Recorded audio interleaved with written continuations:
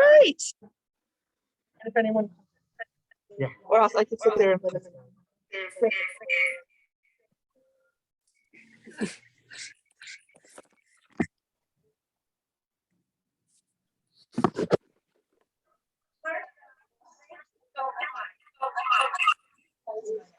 Okay, good morning.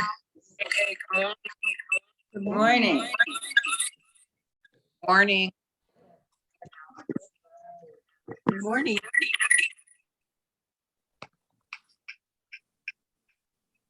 If everyone could just mute, I'd be grateful.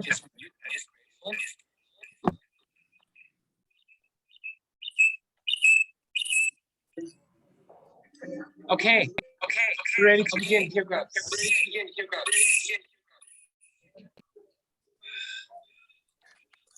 I'm hearing myself.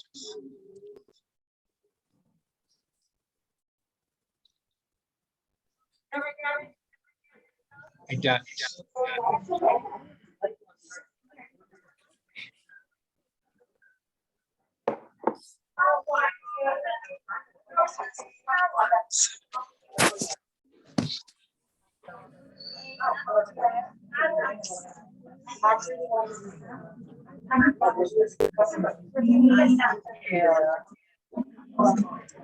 Okay, we're about to begin.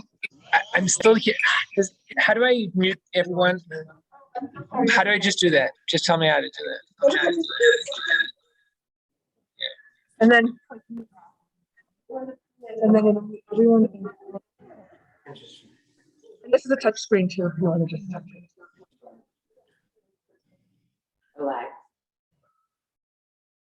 Good morning. Okay, so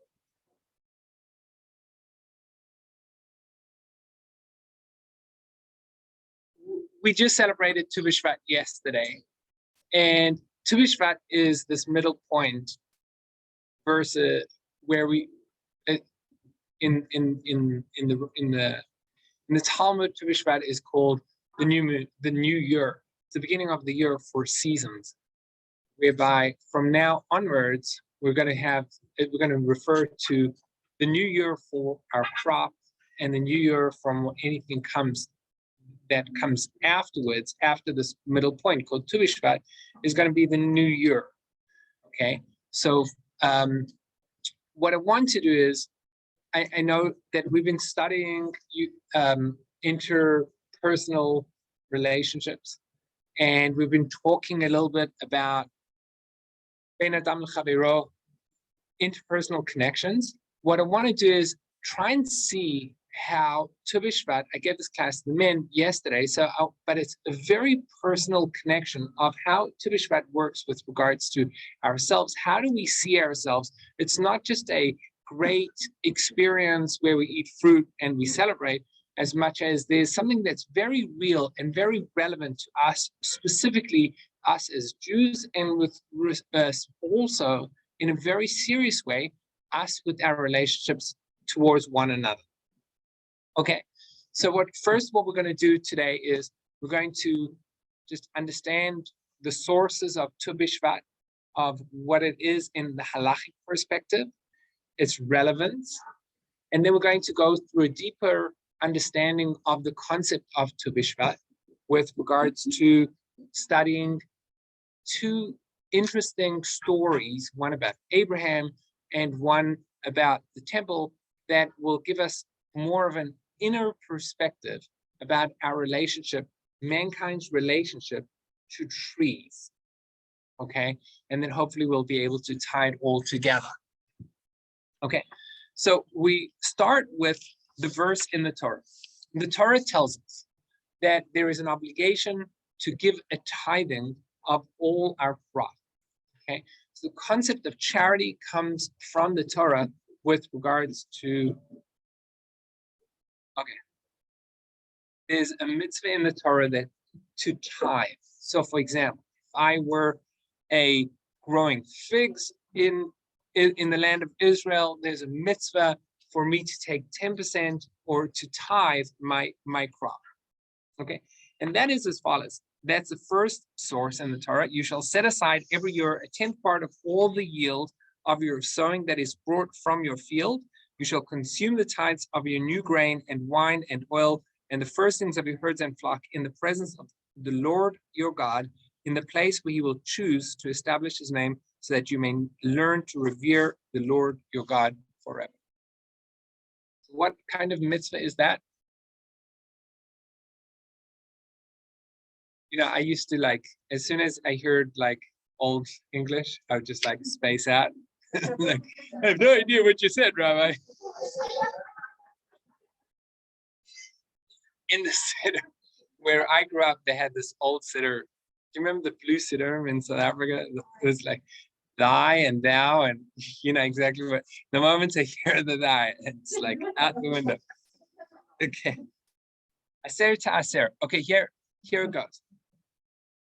I'm going to explain the concept first, and then we'll see it in the verse. That's going to be okay. Then we'll like one zone out, we'll zone in. In yeshiva, they do it the other way around. You read the hard concept, then you got to come up with the concept. See, we're going to do it this way. I have a crop of 105 kilos of figs, pounds of figs, 105 pounds of figs. Okay. So the first mitzvah is that one needs to give a percentage to the Kohen. The priest comes and gets a percentage of your crop. It's either 1/40th, 1/50th, or 1/60th of one's crop. There's no exact measurement. It's all how one chooses to give to the priest. It's called terumah. Terumah is something that we uphold. And until that is an obligation of the Torah, until you do that, your food is prohibited to be consumed. One's prohibited to consume that food. It's called terumah. Next, we take 10% of that. So let's say I take 5 pounds of my 105, 5 pounds I give to the Kohen. Then I'm left with 100. 10% of that I need to give to the Levites. Okay? So 10% of that I'm going to give to the Levites. Then I'm left with 90. Of that 90, I need to take another 10%, and it depends what year we're in, Primarily, what we do is we'll take that 10%, take it up to Jerusalem, and it needs to be consumed by myself, my family, or any of my guests in Jerusalem over however time of period it takes. Okay, so again, I get 105 pounds. The first, I take a small percentage and give to the Kohen. That's called terumah. It's a Torah obligation. You have to do that. Food is prohibited to be consumed until I have it. Next, I take 10% and give to the Levites. And then 10% of what's left, I need to take up to Jerusalem and consume it in Jerusalem by myself, my family, or any of my guests. Okay, if let's say I'm a very wealthy individual, I have a huge amount of crop, 100,000 pounds of crop. So it's 1,000 pounds of whatever it is. The Torah says if there's too much, then what you do is you convert it into money, take the money up to Jerusalem, and you, your family, and your guests need to consume that money with food in Jerusalem. Make sense? Now we'll read the verse again. Aser to aser, you shall surely set aside every year a 10th part of the yield of your sowing that is brought from your fields. You shall consume the tithes of your new grain and wine and oil and the firstlings of your herds and flock in the presence of the Lord your God in the place where he will choose to establish his name. So you take 10% of either your grain, your wine, your oil, or the first of your flock, of the herd, and take it to Jerusalem and consume it in Jerusalem, in the place, well, this is the Torah saying, in the place we will establish his name, meaning the city of Jerusalem, so that you may learn to revere the Lord your God over there. Any questions about that end of that verse? Take the food up to Jerusalem, eat it in Jerusalem, so that when you eat it in Jerusalem, you'll learn to fear God. Why? Fear God, so that you may learn to revere the Lord your God forever. Any questions about that? Nothing. Nothing. Just take it up to Jerusalem and eat it in Jerusalem. It almost sounds, but what has that got to do with fear of God? right? That's a simple question, right? What has it got to do with fear of God? I'm taking food up and consuming it in Jerusalem, right? It was the first JWRP trips. It's in the Torah.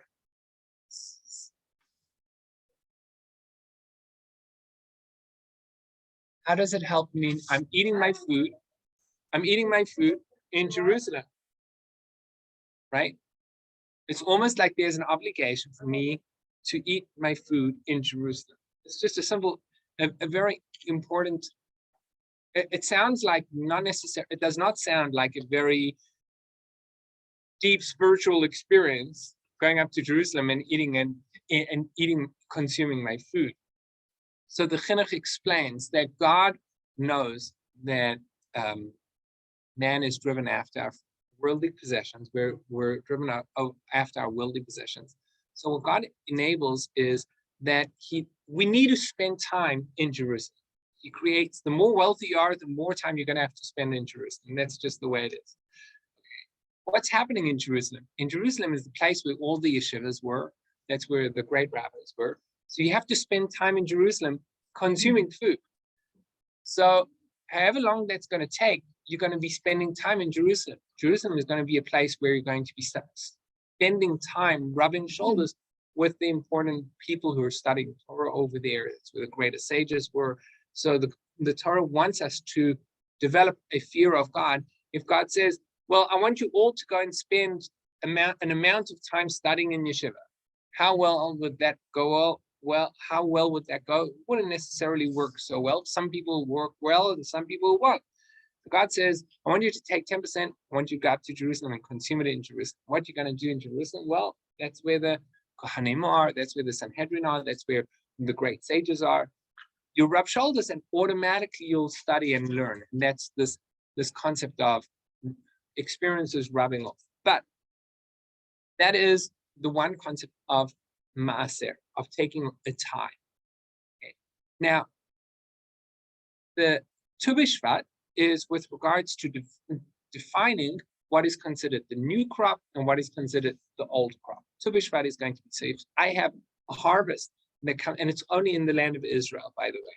So if I have a harvest, whatever comes till that point is considered part of the old crop. Whatever from that point onwards is considered the new crop. And that's why we have number 2, the Mishnah in Rosh Hashanah. There are 4 days in the year that serve as the new year. One of them we know is Rosh Hashanah, right? The new year. On the 1st of Elul is a new year for animal tithes, which is also going to be that point. The Torah says, like, it's not so relevant to us today, but to our class today, in that anytime you have new animals, one needs to take 10% of those and also consume them in Jerusalem. Okay? 10% of your new animals that are born. Okay, and then the 1st of Tishrei, Rosh Hashanah, and then we also have on the 1st of Elul is the new animal of the animal tithes, and on the 1st of Shvat is the new year for the tree according to Beit Shammai. But Beit Hillel says the new year for trees is on the 15th of Shvat. The fruit of a tree that was formed prior to that date belongs to the previous tithe year and cannot be tithed together with fruit that was formed after that date. It's almost like the fiscal year with regards to taxes. Your income of that previous date is part of that year. You got to pay taxes from that year. And the income from this year onwards is from the next year. That's what Tu B'Shvat represents. Okay. The Torah's perspective with regards to trees. So that's the halachic concept of what Tu B'Shvat is. That's the law perspective.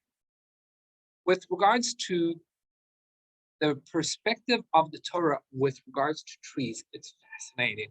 Torah is very fascinating with how attached God is, or how associated mankind seem to be associated with trees.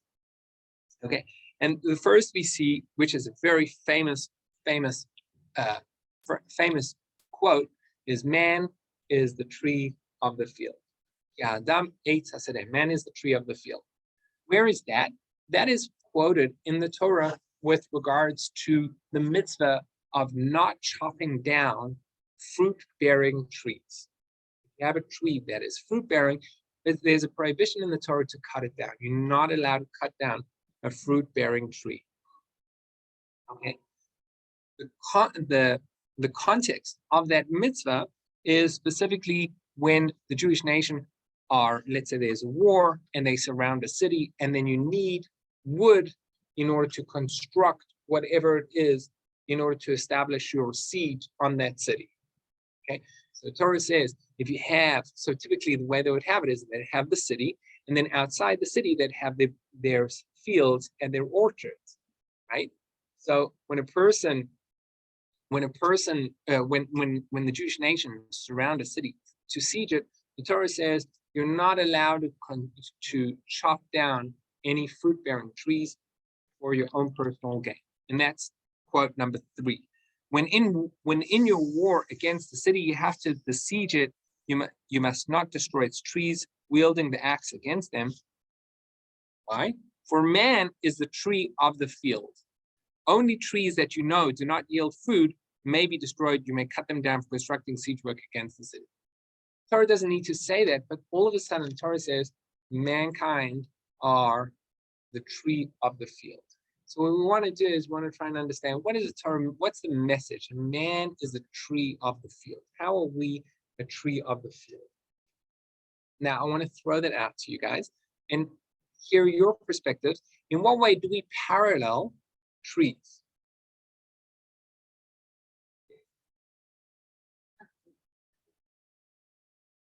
Talking about the Torah, right? It's a living tree.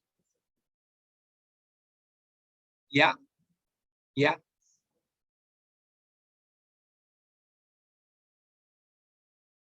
Bear fruit, right?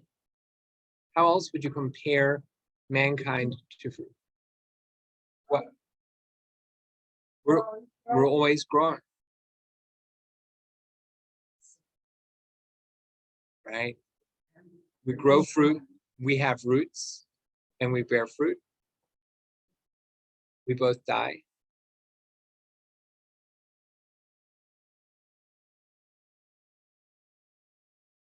What? Yeah.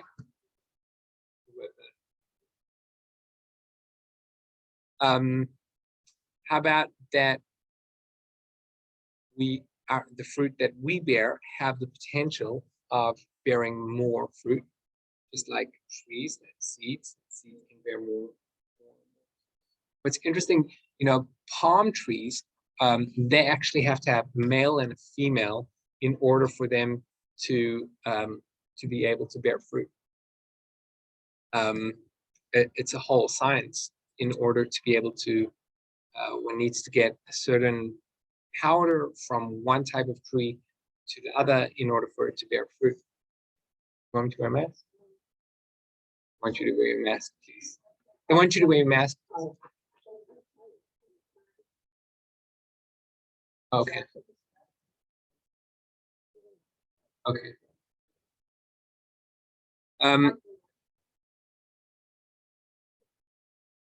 Okay. Some of the concepts are that we have the roots, our forefathers, the Jewish nation.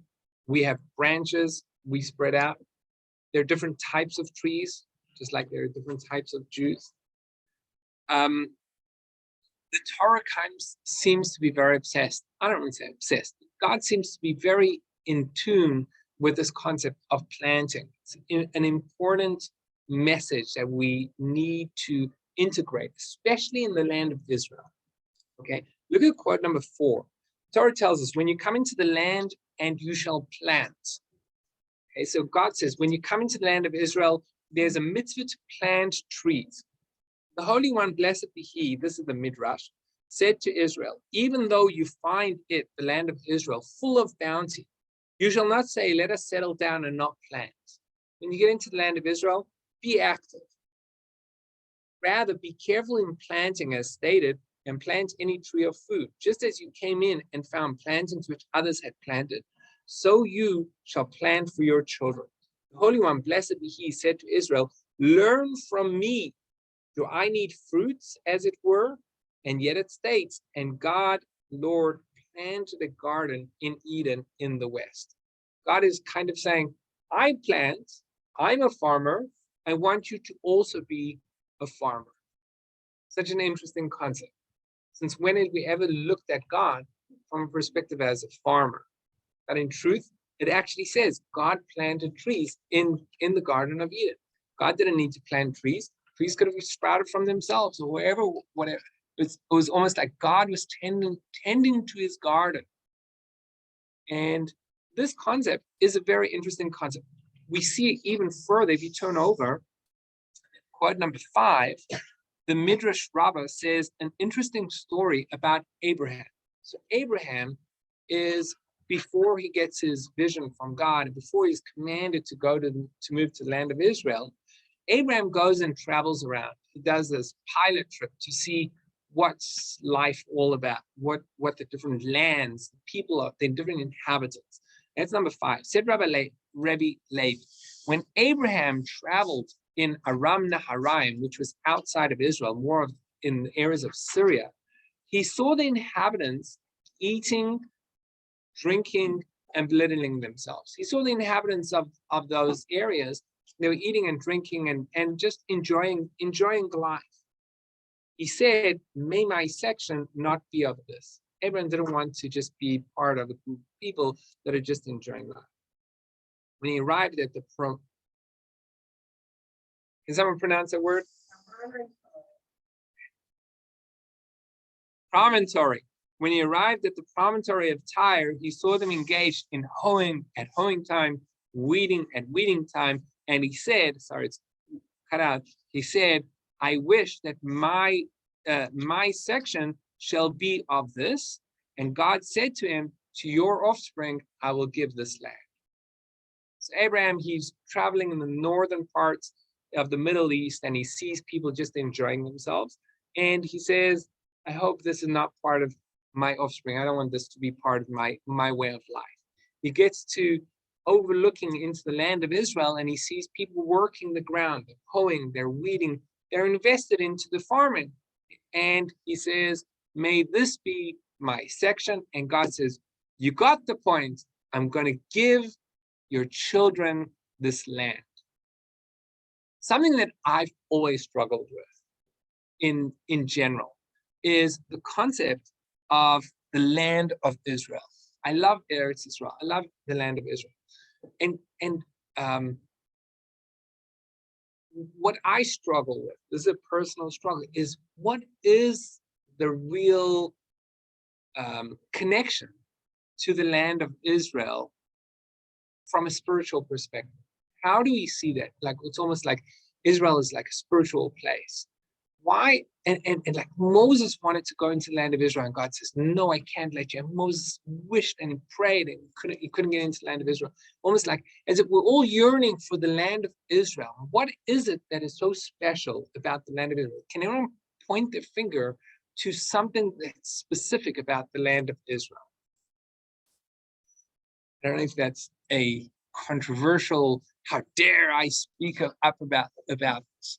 Even today, is there something so special about the land of Israel? I mean, there's a lot of tension, politics, and ultra-Orthodox, secular. Yeah, the land of milk and honey. And yet we're all here in Deerfield.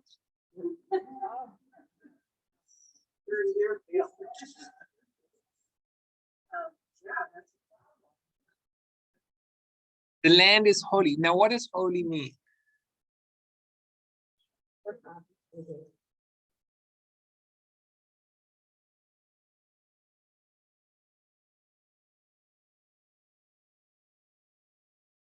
How does that become holy? God gave it to us. Yeah. Does that make it holy? It's in the Torah. Is everyone happy with these answers? Say again? Sanctified. Okay. What does holy mean? Am I more holy than you ladies? Yes. No, I'm not. In what way? Define holiness. Observe Mormon. Does that make you holy? Not at all. That puts you on the road. Not necessarily. What? It puts you on the road. It puts you on the road.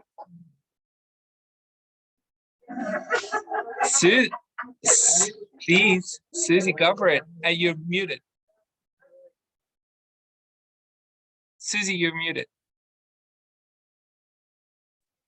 Holy means separate, Separate, distinct, distinct. apart from.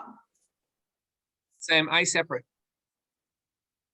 In the fact that you're a man and we're women, it's one of the separations in Judaism. Holiness is what God wants us to do versus what God doesn't want us to do. Kashrut, the trade, the separation. Separation. I agree that there is the concept of separation, but what does that mean? Sanctified, separate. It's like, I'll give you an example, a small example, and that kind of maybe will give us a bit of more of an opening. I agree with Susie with regards to holiness does talk about separate. It's, you go into my house, we have like a little cupboard in our kitchen. We have our hot urn for Shabbat, which we use on Shabbos. And on top of that urn, there's a little cupboard, and there are 4 chocolates. Those chocolates usually show up on Thursday. Not everyone knows you don't open those chocolates till Shabbos comes. They're separate for Shabbos. It's almost sanctified or put aside for Shabbat, meaning it's separate from a perspective of there's something unique that we're going to be utilizing this thing for. Okay, Shabbos is, we'll call Shabbos holy. Shabbos is considered holy. It's sanctified, it's separate. It's something that we don't just do our regular things, but we stop and we separate it for something greater, a higher purpose. Israel needs, the land of Israel, if we talk about the land of Israel being holy, there needs to be a greater purpose that happens through the land. Meaning it's not just any other piece of land, right? In the early 1900s, Herzl, when he realized that there were challenges with regards to the land of Israel, they suggested perhaps the Jewish nation could identify a piece of land, for example, Uganda, and we'd have Uganda as the national state of Israel, right? They thought about like maybe Uganda would be a great, and then it clearly didn't work because Herzl grew up secular, so he didn't experience too many Pesachs, where at the end of every Pesach Seder we say L'Shana Haba B'Yerushalayim, next year we should be in Jerusalem. He wasn't familiar with the Zionist concept, but he learned it very quickly, and that's how he got the land of Israel, and that's how he devoted it to the land of Israel. But the land of Israel needs to be that place where something special is going to happen within that land.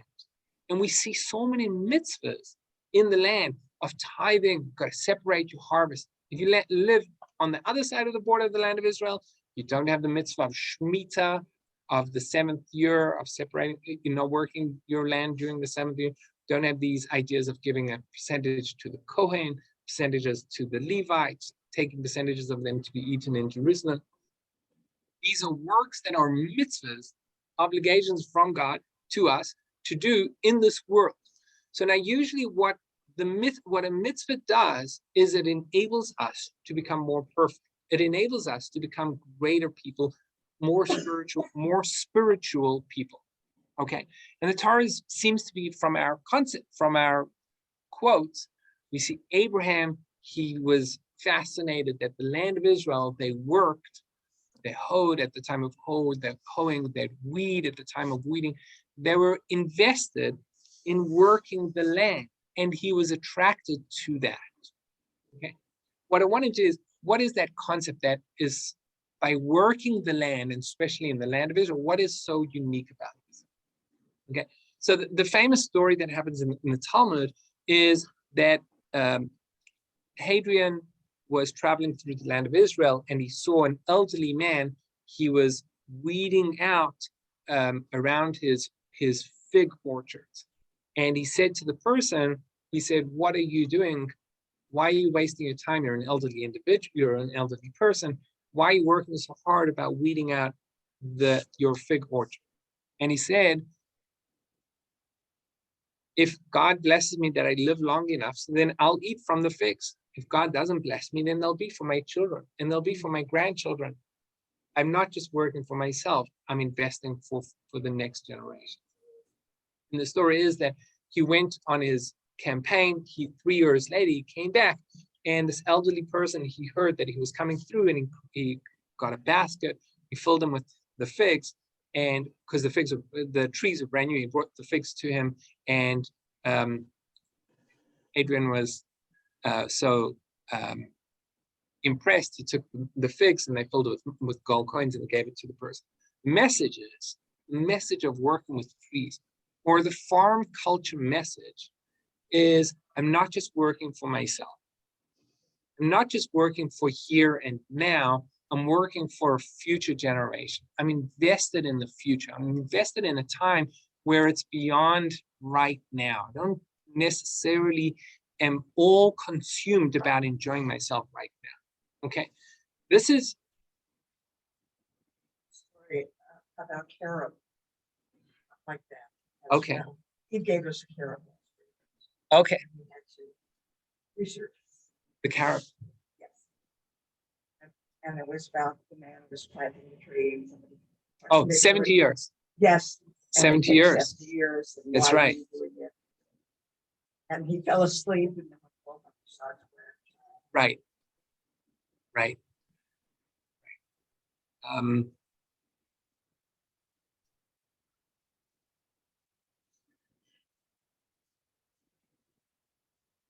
Okay, here we go. There's a very distinct differentiation with purpose of life from a Jewish perspective to a non-Jewish perspective. Okay? We, in the Jewish perspective, we don't see life as only here and now.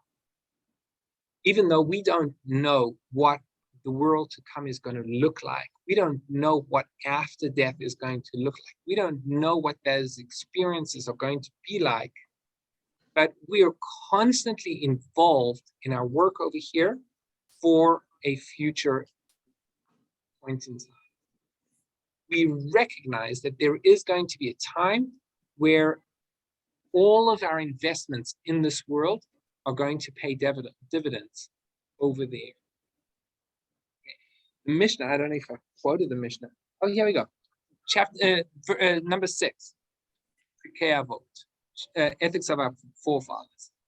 He used to say, this is, I think, Rabbi Chalach, more precious is 1 hour in repentance and good deeds in this world than all the life of the world to come. And more precious is 1 hour of the tranquility of the world to come than all the life of this world.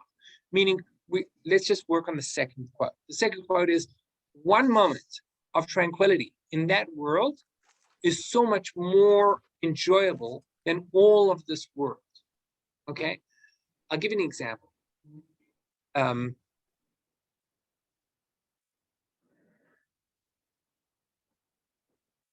When I speak to men, I can give an example of I can pull out my phone and tell you what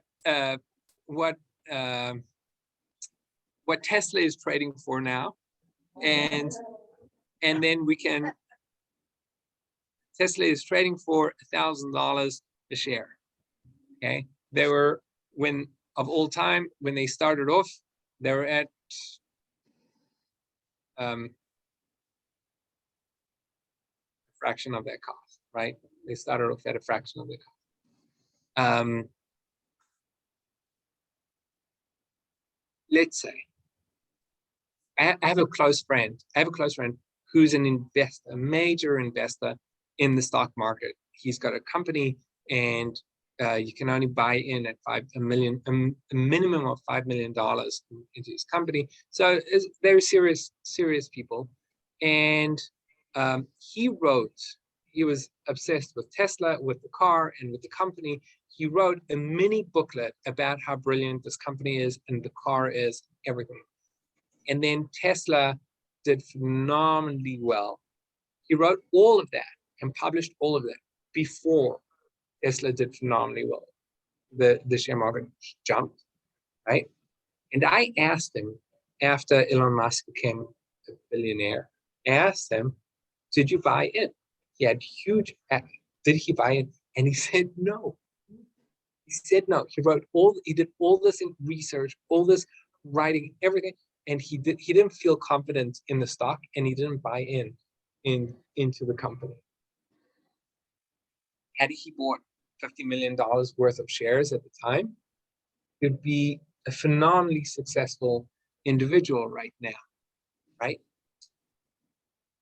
We see this world as opportunities of investing in stocks that are going to pay dividends 1,000 times more in the world to come, right? So what we say over here is Yafa Shachas shall 1 moment of dividends over there is much more precious than what I can use. For example, like my kid has $100, my child has $100, and I get a tip that there's a great company that are going to do phenomenally well.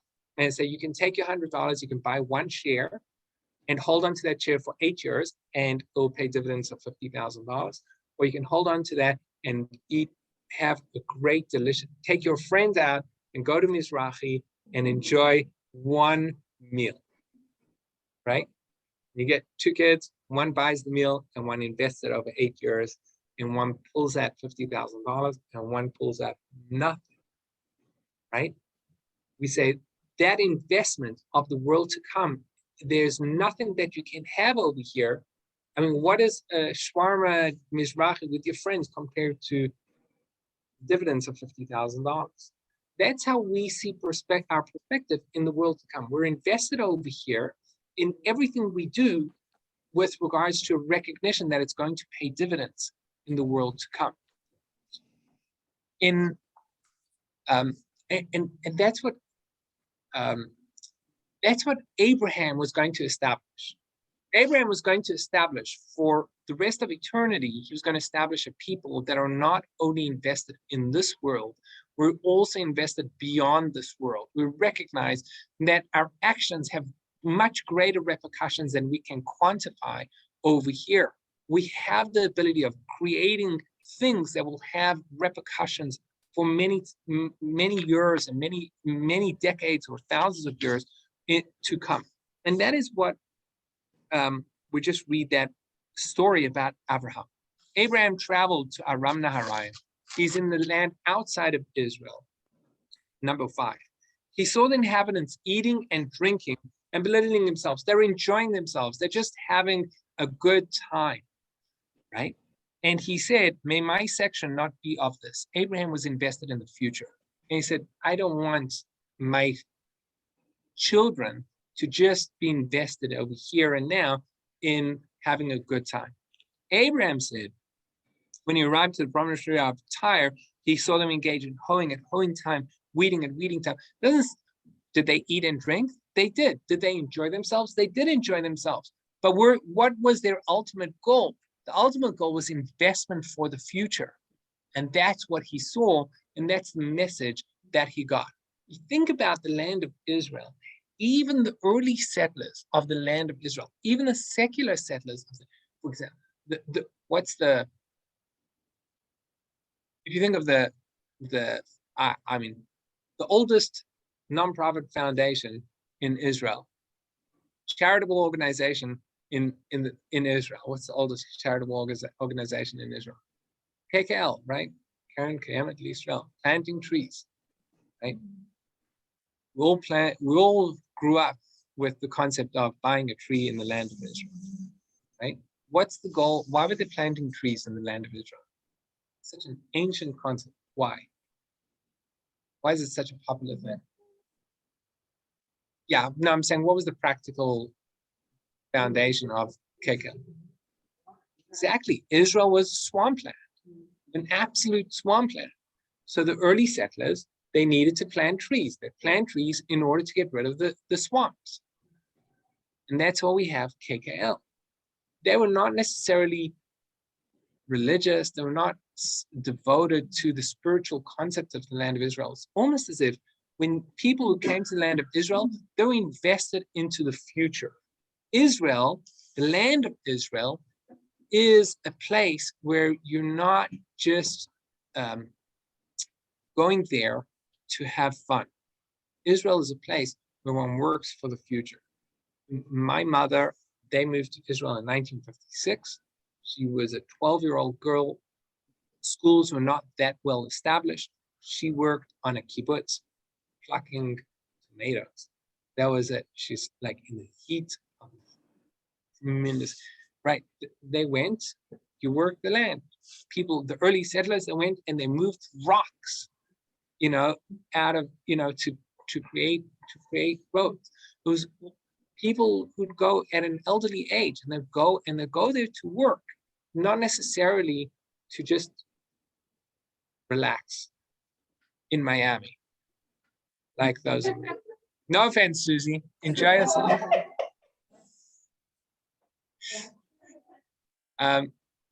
Even think about people who, okay, I know so many people that went to retire to the land of Israel. They don't necessarily sit back and lie on the beach the whole time. They're doing work. They're doing things. The land of Israel seems to generate activity that is not just for me and it's not just for now, but it's also for a future time period. That's what the land of Israel is invested in. God wants us to recognize that is the goal of mankind. What our job is, not just to be invested in here and now and enjoying ourselves, as much as also for the future. We want to work towards the future.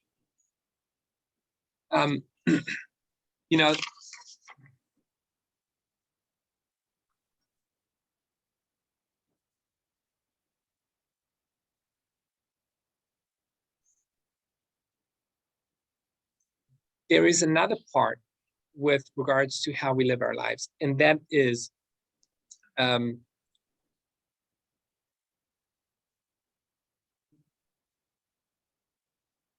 recognition that not everything is my capacity, that I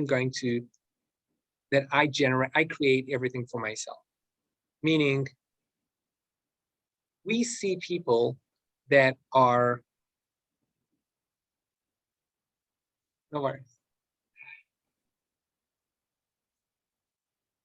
Oh, okay, fine.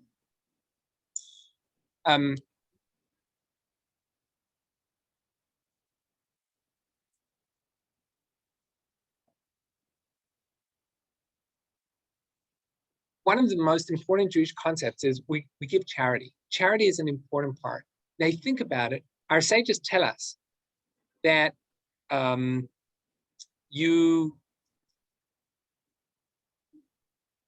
Talmud says, no. The Talmud says, if you want to, how does one salt our sages? They asked one of the sages, how do you salt your money? How do you salt your money? How do you salt your salt? How do you salt? How do you salt your money? How do you ensure that your money preserve? How do you preserve your money? How does one preserve their money? So our sages say you should give charity. You want to increase your wealth? Give charity.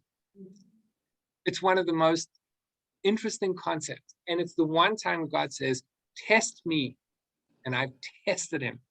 I've done it. And I can tell you, the more charity you give, the more you get. It's a phenomenal concept. It's almost this concept of like, if you want to become wealthy, just keep giving parts of it. I have a friend, he went through, I held his hand in Denver, Colorado, held his hand through the past 7 years where he went through a horrible divorce. And he just took 2 years through the divorce. And then he just finished paying off his ex-wife who took him through the ringer. And and from a financial perspective. And he's been so healthy in how he reacted and how he dealt with the whole situation. It's just two parts to every story. His words to me were, he said, Rabbi, no matter what, God does not allow me to stop giving charity. Meaning, he said, like, maybe I'll just keep giving so much that I won't make so much money. And he keeps giving and keeps getting more and more. His insurance program works for safeguard. But it's this concept that the Jewish concept is that we recognize that it's not all through our effort. I put in effort, and yet I will see blessing because I recognize that I'm a partnership. I put in my effort, I created potential, and then the blessing or the fruition of the work that I do, it comes from Hashem. I recognize it comes from Hashem. And we've all seen very not very bright individuals become phenomenally wealthy with ridiculous ideas. Do you remember the guy that sold the pet rock, Gary Dahl? Do you remember that? You all remember that, right? Mm-hmm. He was sitting at a bar. He was not necessarily the most intellectual individual. He was sitting at a bar and he was listening to his friends who were complaining at the bar, listening to his friends who were complaining how the pet was driving them all crazy. And he said, I've got the best pet. And they said, what's your pet? He doesn't need any attention, doesn't need anything. Very simple to look after. He said, what is it? It's a rock. I've got a pet rock. And he thought it's such a great idea. And you can still buy it today for $30.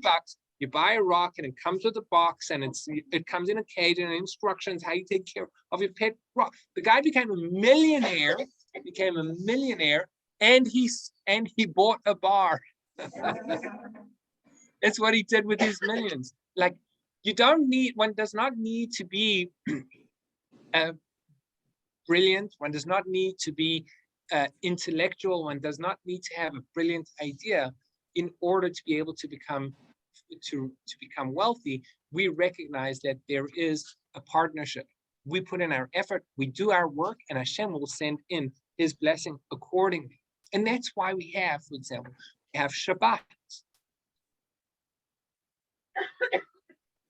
There are individuals, myself included, numerous people, that you can offer them $5 million and they will not desecrate Shabbat.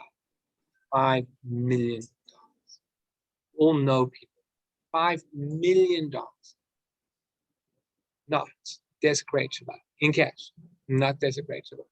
Shabbat is this concept whereby we work for 6 days and we stop and we say, today I recognize that everything that all of my income, all of the blessing is also dependent on my creator, my relationship with my creator. The song Lecha Dodi, at the end of Lecha Dodi, we stand up, that's the welcoming of the Shabbat. We stand up, we turn around to welcome the Shabbat. It's called Boi B'Shalom.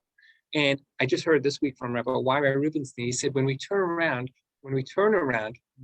what we're actually doing is we're looking back at our 6 days of work from Sunday to Friday, and we're bringing them into our Shabbat. What we're doing is each day I worked, each day I invested, each day I was part of this world, and I'm integrating all of them into my Shabbat, into my day, where I recognize that there is a moment of there is a higher power that is controlling and running everything, and that my blessing of how I see success is not only through my work. The moment we think it's all through my work, it's all through my control, what kicks in is fear. Because what if insurance doesn't kick in? What if my insurance is too high? What if my premiums are too low? What if someone hits me in a hit and run? What if this happens? What if that happens? All these things can happen. What we do is we enable Hashem to be participatory in our lives. Okay, so that's Shabbat. You have this concept of Shemitah. Shemitah is taking a year whereby we work for 6 years and then we say, you know what? God will take care of the other side of everything. It's not, so the Jewish concept is not completely relying on God. The Jewish concept is working, invested in working, and yet at the same time, recognizing there's a partnership going on over here. And then the last is this concept of, this is that part of where interpersonal relationships. It's not just me and God and me sanctifying parts of my work, for example, on Shabbat, or not working on Shemitah, or taking off tithes and eating them in Jerusalem. There's also this thing called Maaser Ani, charity to the poor, being invested in the poor. And as I said before, it's this concept of when I give to those next to me, those that need, that almost is the key to bring more flow of income, of sustenance, of blessing, of whatever it may be called, into my life. And this is like this concept of, like, sometimes in order to strengthen the tree, you need to prune. Sometimes in order to strengthen our income, we need to give away and share that. So, Tu B'Shvat, the Torah tells us, man is the tree of the field. There's so many strong concepts of this idea, especially in the land of Israel, where we realize it's not just working for here and now, it's working for the future, also working for the future. The last thing that we don't seem to celebrate, this idea of giving tithing of the animals. We're so obsessed. We're very into fruit and trees and fruit. There's a strong parallel between fruit and mankind and trees. Very small, there's very little to do between mankind and animals, by the way. I would say, 95% of all healing properties come from herbs and from the vegetable or the organic world, right?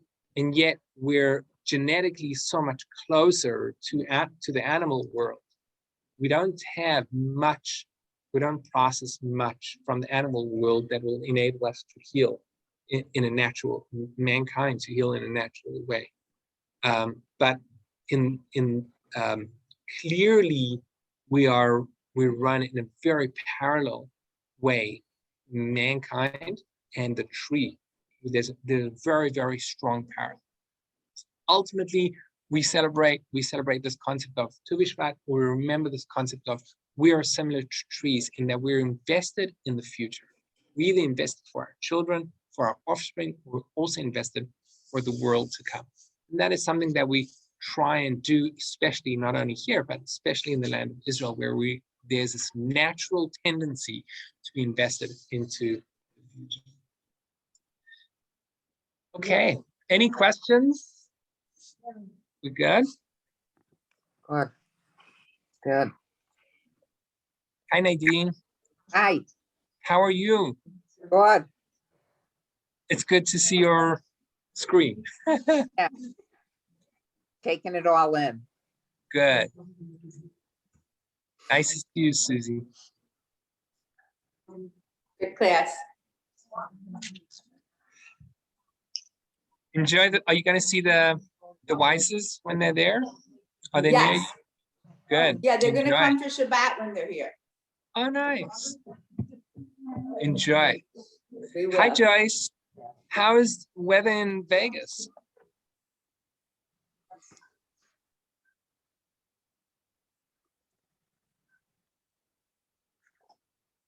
I don't know if she's there.